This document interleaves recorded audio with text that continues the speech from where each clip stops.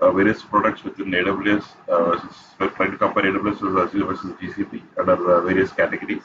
I think in the past sessions we had covered many components in the area of compute, storage, networking.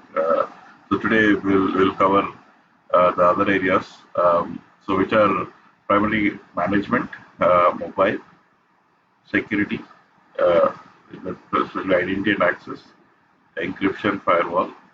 Yeah, and I think let's see based on how much time we have, we can go through that in detail.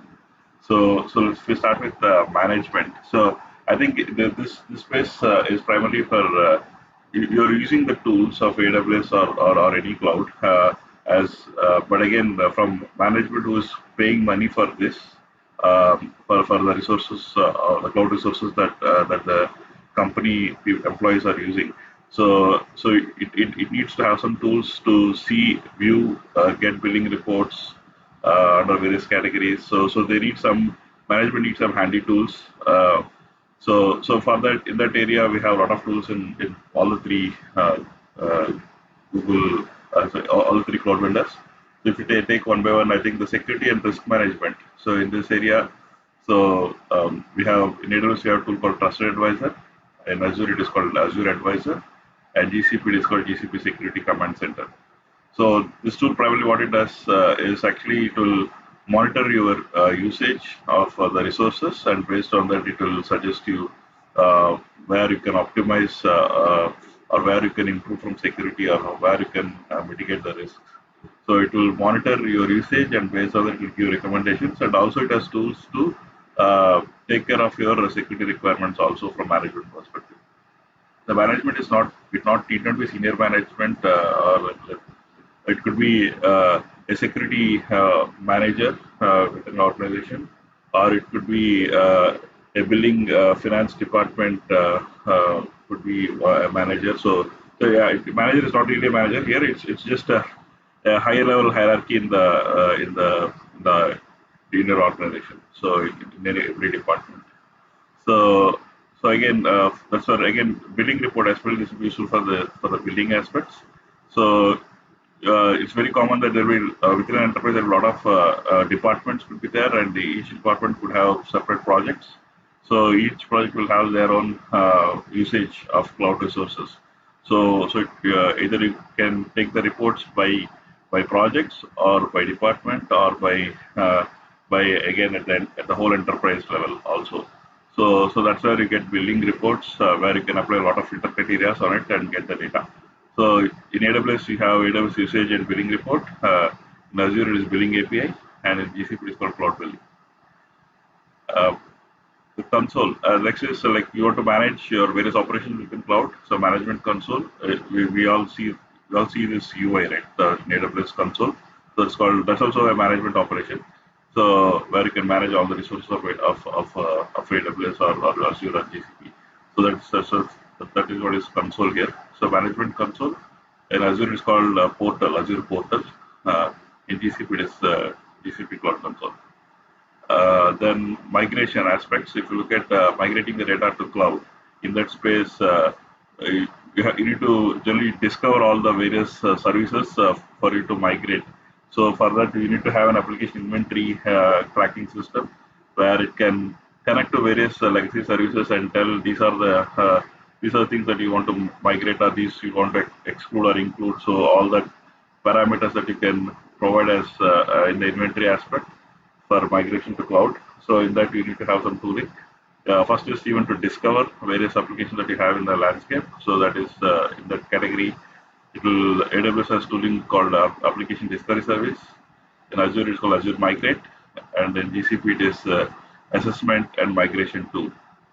And in the monitoring space, so this is more monitoring your systems. Like there will be systems itself like Azure, like the cloud resources. So you'll be using a lot of cloud resources, starting from creating for example, VM to hard disk to load balancers. So we're using a lot of resources in the cloud. So to monitor the health of these parameters or the usage of these aspects of the cloud resources, you need to have monitoring tool. That's called EC2 System Manager in AWS. Is Azure Monitor. and here it is operations. That is the name. The old name is stack driver. And the dashboard. This is primarily to check the health of your application that is deployed in cloud. So let's say you deploy some applications. Um, uh, Sorry, I think so. This is not with regard to the application that you deployed. It is with regard to the health of the resources of cloud providers itself. For example, you're using EC2 in AWS for VM purposes. It could be very well possible that a VM or data center is down from AWS perspective. So, so they all this any location can go down. It is possible. Even later in the past, we saw various incidents with the cloud vendors itself because of the downtime. So to monitor at any given time if there is any downtime, so it is good to have a dashboarding tool where we can monitor the health. So that is where all the cloud vendors they publish their health information of various locations to this to these dashboards.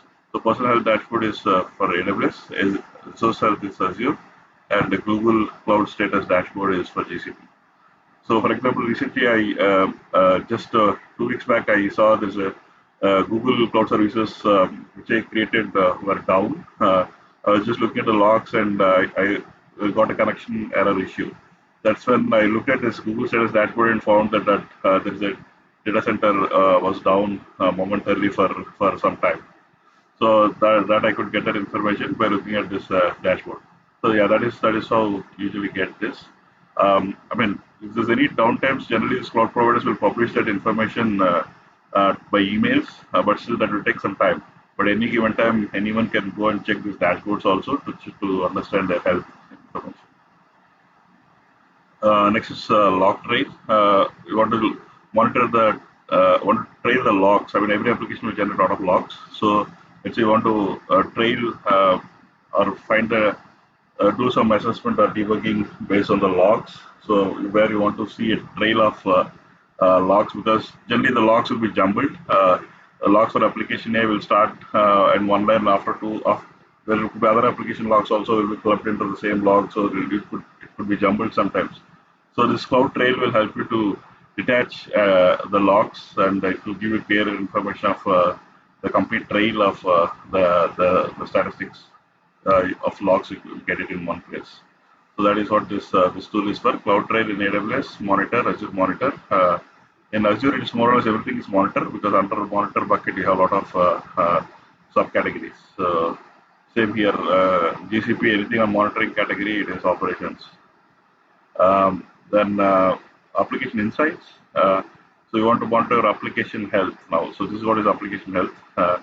You deploy something, let's say you deploy a Java application or a .NET application, Python, so deployed and you want to monitor the health of your application. So then that's where you can get metrics of your application deployed on cloud using CloudWatch in AWS, application insights in Azure, and operations, same here. Cost management, same thing, cost explorer, cost management, and cost billing. So these are the various reports on the management side. Any questions here? Okay, just moving on. In mobile space, mobile it is mobile backend services.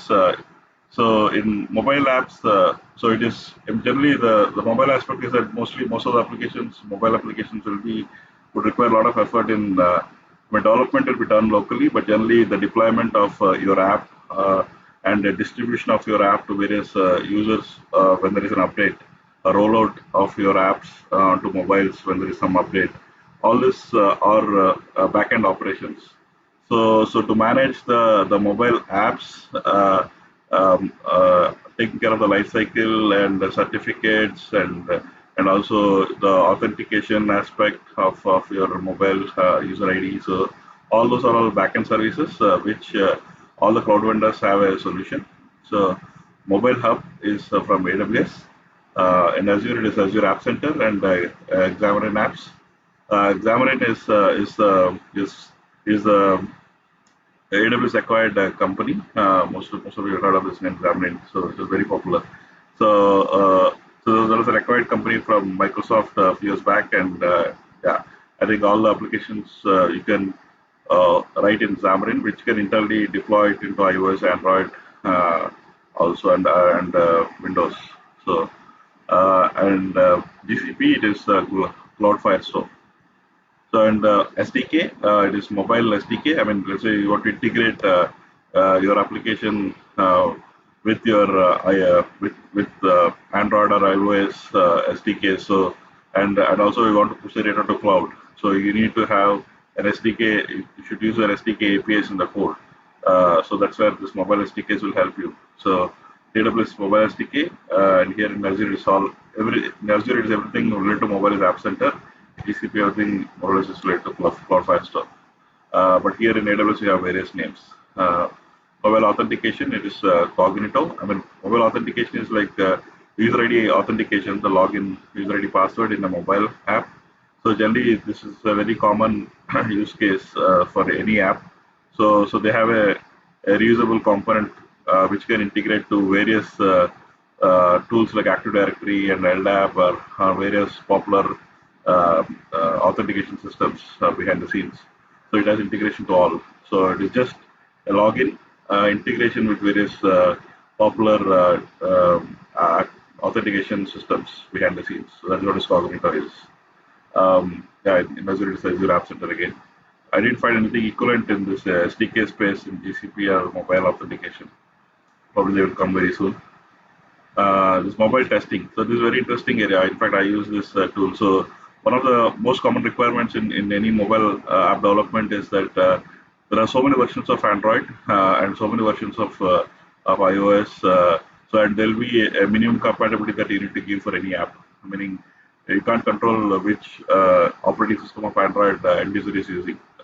Right. So we should ensure that you should test all your application, all the various older versions and also to the latest version. So you need to test at least latest minus 5 at least you need to support.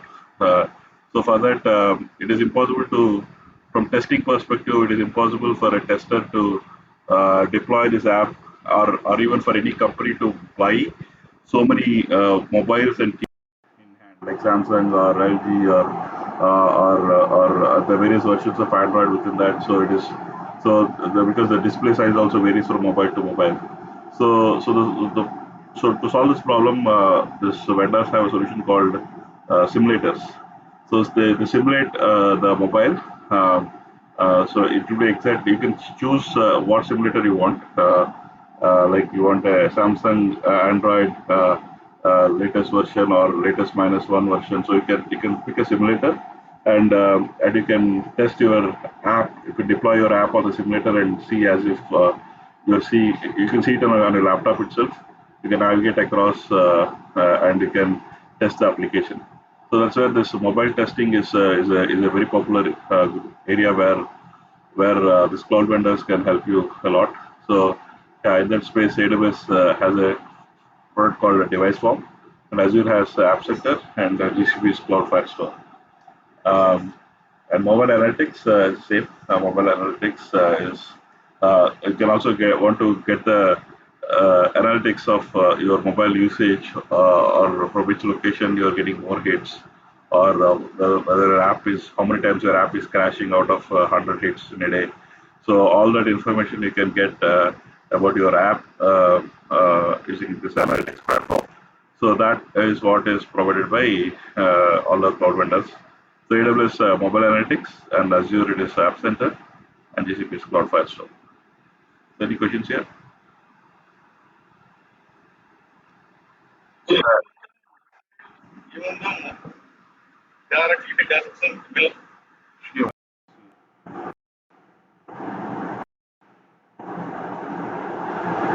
Yeah. Sorry, it's coming in, please.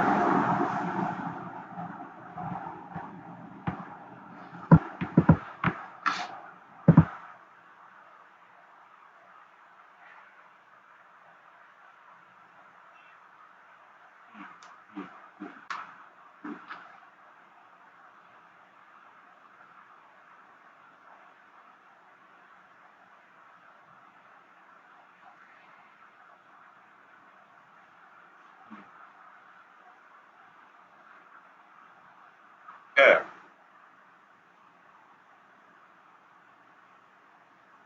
Exactly. Yeah, a very good question. So I think this in mobile there are a lot of variations. As you said, a native development, which is the native Android or native iOS, or it could be hybrid. Hybrid meaning an HTML based developed internally behind the scenes. It will convert it to native. So it will not be. It's called hybrid development. So that way you don't need to worry developing, maintaining separate versions of Android and separate versions of iOS. Source code being different, you need to maintain two different versions. In one version, you can convert it to both. Yeah, but as the development will be all done on local, just like how you do any application, right? I mean, it will not be an mobile application. So your development, if you're Android or you have a lot of IDEs, mobile IDEs where you can develop your application using mobile IDEs, and also basic testing also you can do it in mobile IDEs itself. So I mean, for example, Android has Android SDK. I forgot the name of it, but Android. As an IDE, and similarly iOS also has an IDE. Swift has also an IDE. So using that you can do the basic testing, but they may not provide all the various versions from which you can test.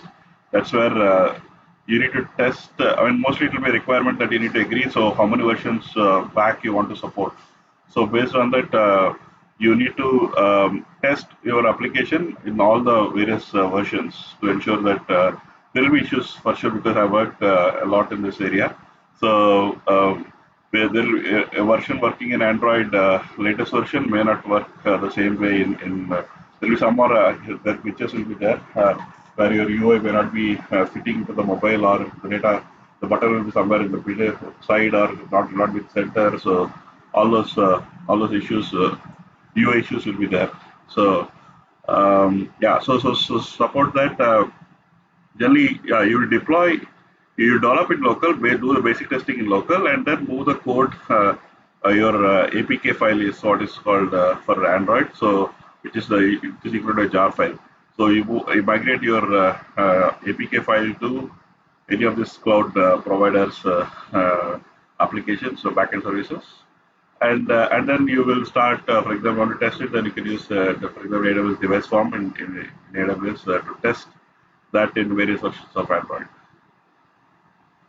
So it is just like your normal any other non-mobile development, local development in your local, basic testing in local, and the detailed testing for various versions in cloud.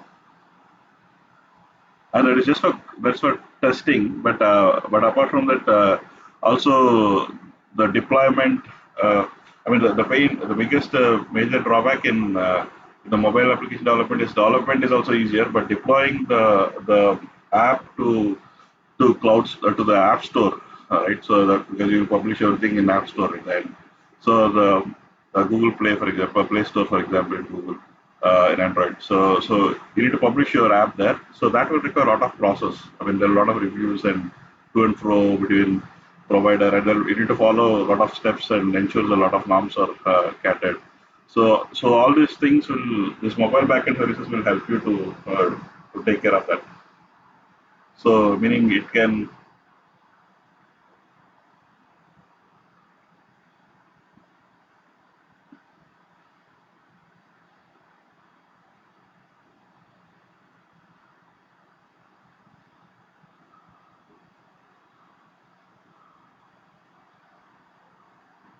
Exactly. Exactly. Yeah. So and probably yeah, you should use this mobile SDKs provided by the respective cloud vendors for this integration as well.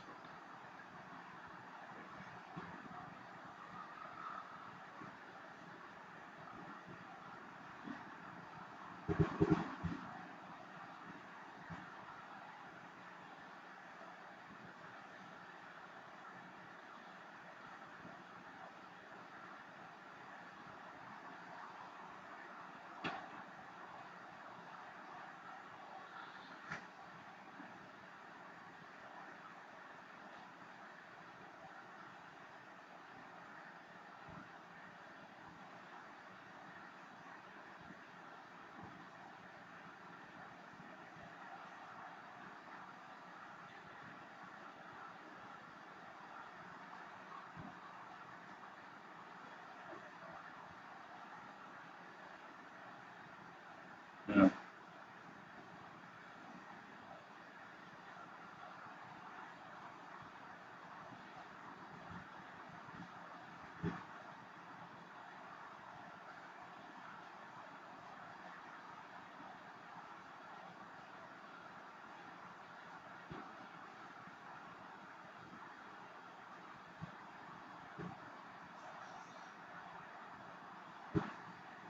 Yeah, that's true. Yes. Yeah, but I think that is really a good important aspect for mobile developers in iOS area. So far, even though the I was working in the previous company has a lot of iOS developers and Android developers. So for iOS, any new person joining the company, he has to wait at least 2 months to get his this Mac ordered and delivered. So and yeah, now and anytime the person can leave, and the cost of Mac is so huge, right? I mean, for companies like it's okay for a bigger company, but for a smaller startups, it is not a smaller amount. So where people are moving in and out, right? So I think in that space, this cloud solution of Mac OS, anytime they can turn it on, turn it off, that will be a good cost saver for them, for startup companies like this. They need to buy the infrastructure.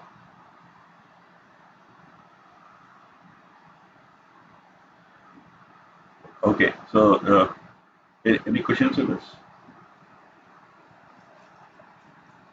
Okay, I have another couple of minutes. I will quickly complete this slide and then probably stop it. This you could hear me? Okay.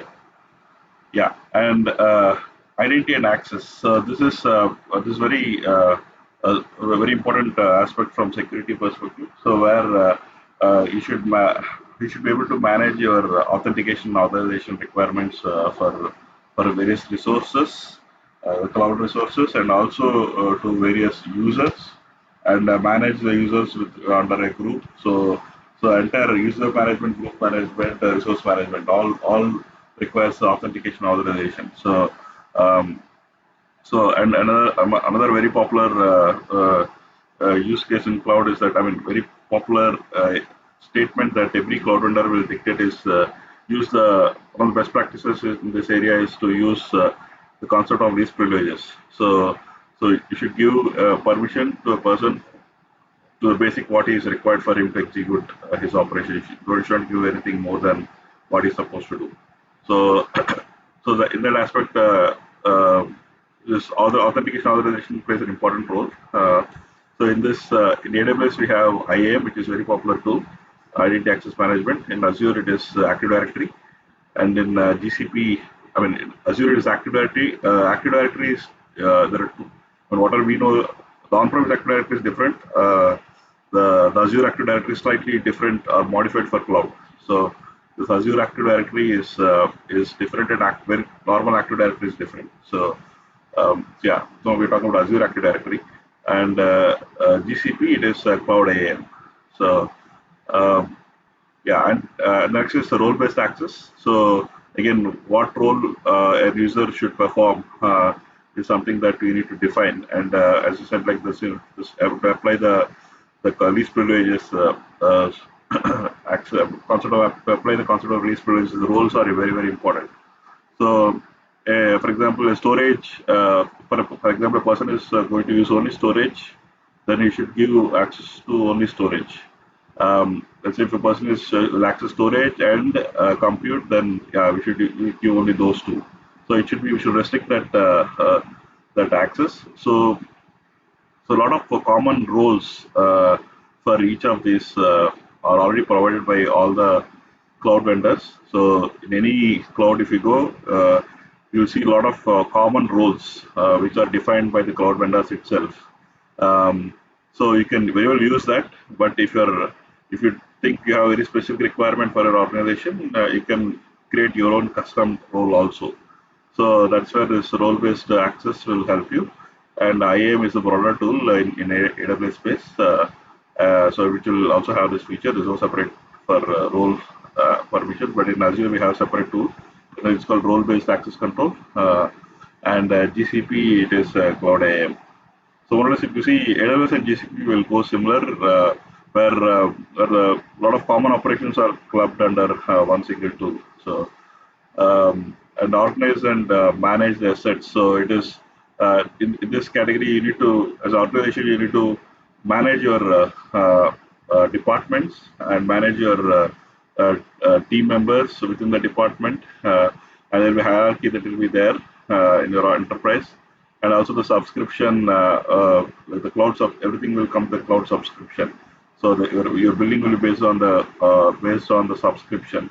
So managing subscription for each of your departments or sub departments or a project. So they all that itself is a bigger hierarchy to manage. So for that we have tools to organize your hierarchies within your project, within your enterprise. So that is in AWS we have the tool called AWS Organizations, and in Azure it is subscription management, a combination of tools like subscription management for managing the subscriptions, and in addition to the role-based access control that we saw before. In GCP it is resource manager. So and yeah, next is multi-factor authentication. So apart from your user ID and password, you also need to have a second level authentication like your one OTP or any other thing. So this is that is come under this multi-factor authentication. So for that we have tools called AWS MFA, Azure MFA, and GCP MFA. Same names are same. The next is managing the. I mean Windows. For most of the organizations they use Windows, and when they're using Windows, generally they use Windows servers, and Active Directory will come default in on-premises. So most of the people, most of the enterprises, they would be already using Active Directory. So for that setup group, even though it is a Microsoft specific product, but still most of the enterprises are already using, because Azure is the most popular active authentication system. So for that, in AWS to bring that set of crowd who is already using AD to cloud to reuse that existing licenses. So that is what is AWS Directory Service. And in Azure it is Azure Active Directory Domain Services, and in GCP it is Managed Microsoft AD. So this is all managed. So which means you need to take care of it. Most of the common functionalities will be managed by GCP itself. So it's called Managed Microsoft AD. The next is consumer apps. So you will be most of the applications that you have as an enterprise. You will be having a lot of devices. As an enterprise, you'll have a laptop, enterprise laptops, and enterprise mobiles. So and other handheld devices also you use as an enterprise. So to manage that, so you need to have those are called consumer apps. So the consumer apps, managing the consumer apps itself, like bring your own device implementations for various consumer apps. So all these things, AWS also, I mean, all these cloud vendors have a tools equivalent. So in AWS, it's AWS Cognito, which has integration to all the, as I said like before, it has integration to all the popular authentication systems, like LDAP or Active Directory or various popular tools. So there is Cognito in AWS. And in Azure, it is Azure Active Directory B2C. B2C is for business to consumer. So it is Active Directory. Azure Active Directory is what is in the first line, which is this is not B2C. I mean, this is just for enterprise laptops only. But any device which is on move, like your mobiles or any other things which are on move, so it requires a B2C component. And GCP, it is Firebase authentication. So Firebase is an acquired company by Google, and it is now integrated to all the products within anything on mobile side is Firebase. I can think that way. So anything on move is Firebase. So and then concept, this is more managing the policies. So it is like there will be organization policies that you need to manage. For example, there will be security manager, a global security manager who will set rules like passwords should be so you should be of this length minimum, or you should have one special characters. So or any special characters are not. allowed, or for example, a lot of all these security policies that you define at organization level. So those are called policies. So to manage that policies, the policies could be vary. It could be at a global organization level, it could be at a specific department level, or it could be even a project level policies. So there's a lot of policies or rules that you could define. Um, for example, you can set in my project, I have a rule saying that yeah, you can create a VMs, but in case if you're creating a VM which is greater than higher capacity, if you're creating for example, I'll just give you a number. So 100 GB of RAM or memory. So you don't have a permission to create such a huge compute without an approval. So that is a policy that was set at a project level. So we can't create a VM beyond some capacity. So because it comes with a cost and requires an approval. So likewise, you can set a policy at a project level or organization level or department level. So and managing that, creating, managing, deleting, editing, so all those things it's a bigger activity. So that will be taken care in this with these tools like AWS organizations, Azure policies, and in GCP is resource manager, and that is resource manager is a broader tool. There especially is a specific subproduct called organization policies. So that will take care of your managing the policies. Any questions here? I will cover this very small topic. Encryption and firewall. So this one, it's all. Encryption is very important in the cloud area. So the data that you push to cloud should be encrypted by default. So so there will be data at rest encryption, which is more or less now become a default in all the cloud providers. So data at rest encryption in AWS, it is server-side encryption, AWS server-side encryption with Amazon S3 key management service. So this you can upload for example, you're using storage. Just Amazon S3 is a storage component. When you upload data to S3, you want to encrypt the data in S3, then you should enable this server-side encryption. So I mean, this will be by default enabled, but you can disable if you want. But by default, they are enabled.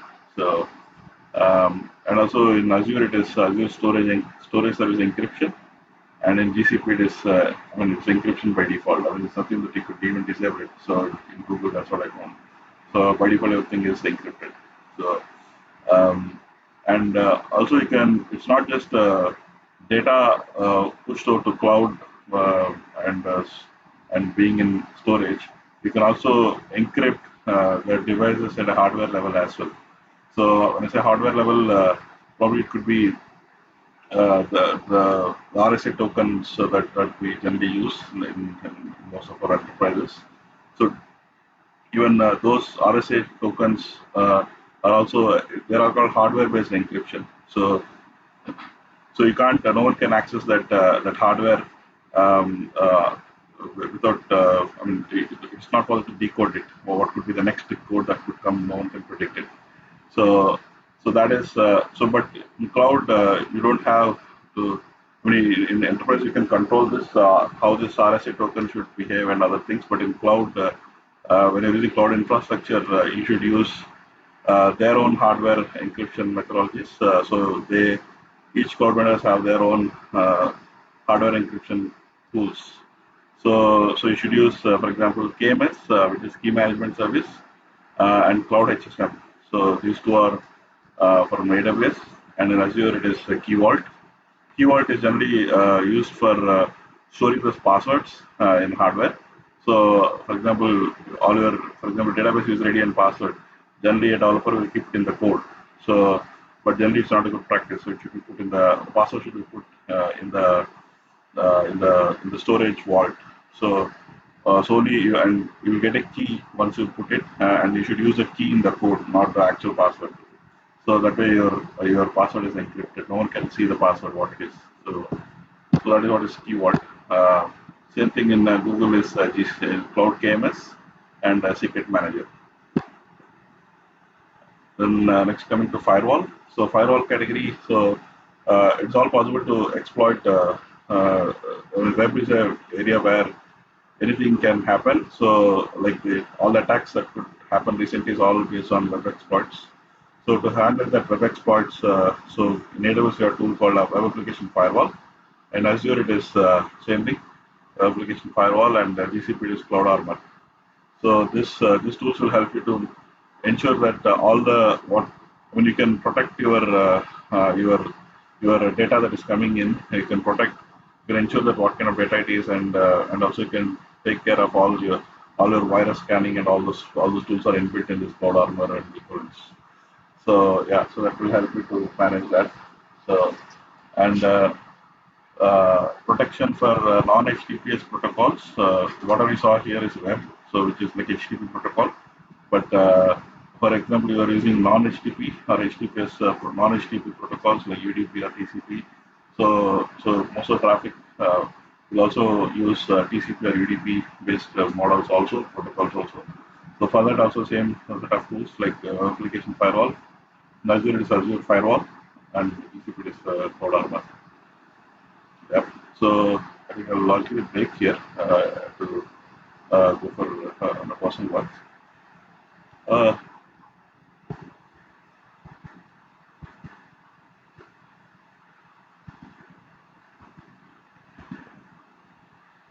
yeah, that is a plan. So I think now we'll start with as usual our usual way of going deep into each of these products. I think this will give the breadth of the knowledge, the tools.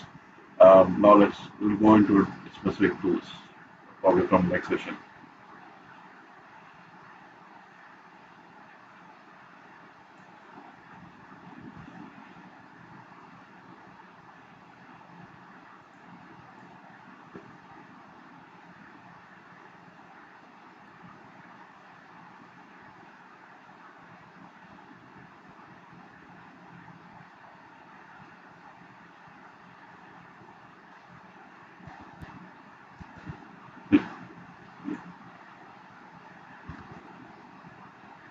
Okay, Srini, I'm disconnecting for today. Bye bye. Thanks everyone. Thanks. Thank you. Bye bye.